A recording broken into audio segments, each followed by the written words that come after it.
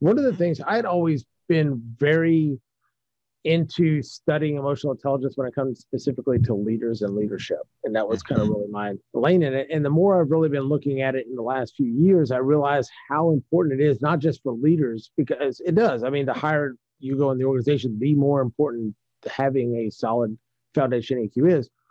But what I've noticed is that for high performers, it is really, we talked about that in our 4-part series on, 4 strategies to navigate the next 4 quarters about emotional intelligence, how much that really affected, 90% of high performers were, very high in emotional intelligence. And that was one of the key things that came out from Daniel Goleman, Mhm. who, I mean, his groundbreaking work in the 90s was really what brought it out to the mainstream as far as business and just the uh, community in general.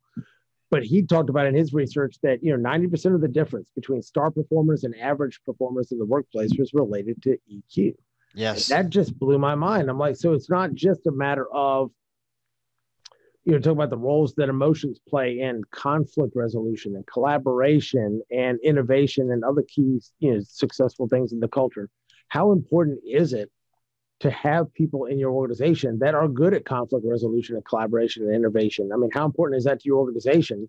Mhm. And I mean, it's a huge deal. And they Sure. found, there was another study that found why it was important. I think it was an older 2009 study that 65% of employees that they say they receive no positive recognition at work.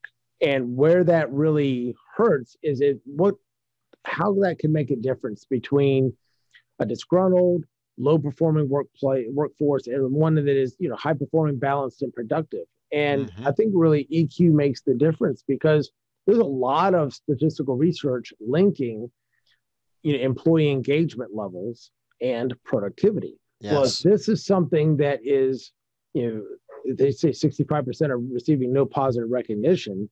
And a lot of that ties back into the emotional intelligence of the leader. There you go. That those things, you start connecting the dots and realizing how important this is over here to the productivity over there. Absolutely. Dave, and that's something that all of our listeners probably can identify with in some way or another in their own past experiences and what they're seeing today in their own organizations.